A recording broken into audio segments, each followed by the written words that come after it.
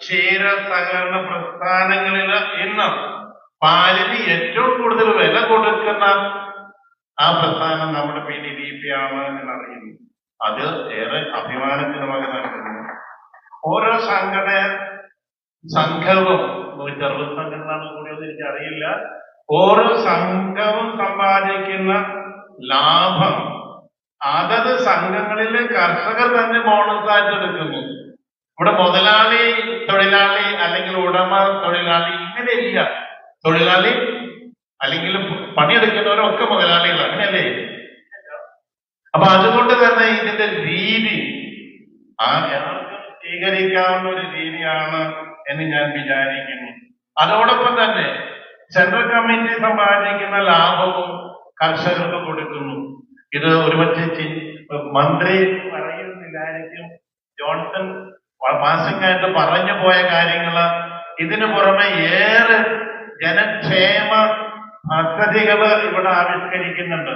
കർഷകർക്ക് മൃഗസംരക്ഷണത്തിന് സേവനം ലഭ്യമാക്കാൻ നിലവിലുള്ള സംഘങ്ങളുടെ ഏരിയ തിരിച്ച ഒരു ഡോക്ടർ, അതുപോലെ തന്നെ ഒരു ലൈഫ് സ്റ്റോക്ക് അസിസ്റ്റന്റ് ഉൾപ്പെടുന്ന 7 വെറ്റിനറി സേവന കേന്ദ്രങ്ങള്, എണ്ണം കൂട്ടിയൊന്നും എനിക്ക് അറിയില്ല, കേന്ദ്രങ്ങൾ പ്രവർത്തിച്ചു വരുന്നുണ്ട്.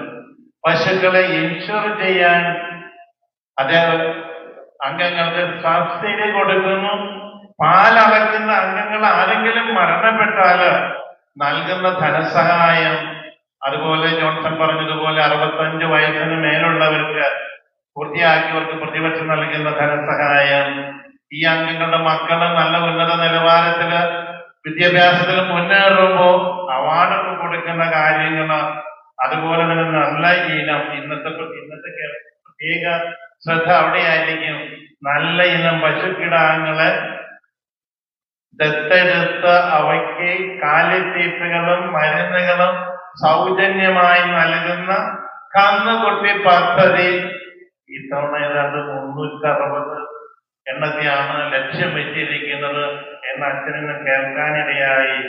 അതിനൊക്കെ നൽകുന്ന ധനസഹായം, ബയോഗ്യാസ് പ്ലാന്റ് സ്ഥാപിക്കുന്നതിനായി നൽകുന്ന ധനസഹായം, അംഗങ്ങളിൽ ആരെങ്കിലും വൃക്കരോഗികളുണ്ടെങ്കിൽ ഡയാലിസിസ് നടത്തുന്ന ധനസഹായ പദ്ധതി എന്നിങ്ങനെ ഒട്ടനവധി പദ്ധതികൾ നടപ്പാക്കിക്കൊണ്ടിരിക്കും. നമുക്കറിയാം 30,000-ഓളം ക്ഷീര കർഷകർ ഇതിൽ പങ്കാളികളായിട്ടുണ്ട് എന്നുള്ളതാണ് മനസ്സിലാക്കുവാൻ സാധിക്കും.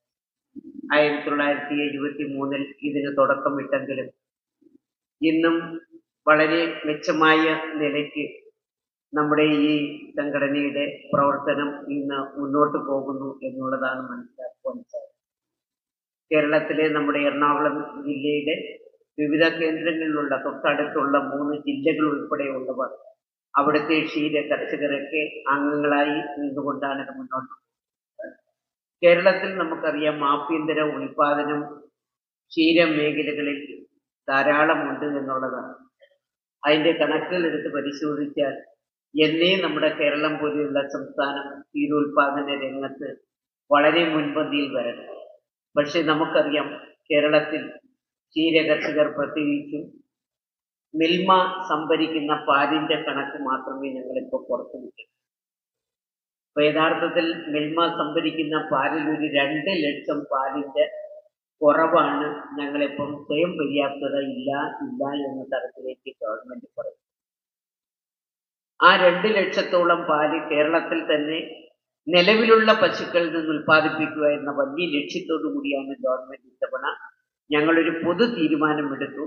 ഗവൺമെന്റ് കീഴിലുള്ള എല്ലാ വകുപ്പുകളെയും ഞങ്ങൾ അതിനകത്ത് കൈകോർത്ത് പിടിച്ചുകൊണ്ട് ഇത്തവണ ഞങ്ങൾ മുന്നേറി. പക്ഷെ നമുക്കറിയാം കാലാവസ്ഥാ വ്യതിയാനത്തിൽ വന്ന വലിയ ഒരു പ്രശ്നം നമ്മുടെ കേരളത്തിലെമ്പാടും. കടുത്ത വേനൽ കേരളത്തിലുണ്ടായി. 500-ലധികം പശുക്കൾ കേരളത്തിൽ മരണപ്പെട്ടു ആ ചൂട് കൊണ്ട്. മനുഷ്യന് പോലും ജീവിക്കുവാൻ പറ്റാത്ത തരത്തിൽ 42 ഡിഗ്രി സെൽഷ്യസും 43 ഡിഗ്രി സെൽഷ്യസിലും ചൂട് അതിശക്തമായ നിലയിൽ കേരളത്തിൽ വന്ന മറ്റൊരു കാലഘട്ടം നാം കണ്ടിട്ടുണ്ട്.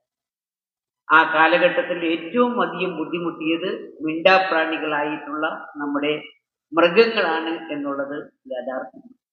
അതോടൊപ്പം തന്നെ മാറിയും തിരിഞ്ഞും വരുന്ന വെള്ളപ്പൊക്കം അതിക്രൂരമായ നിലയിൽ നമ്മുടെ കേരളത്തിൽ.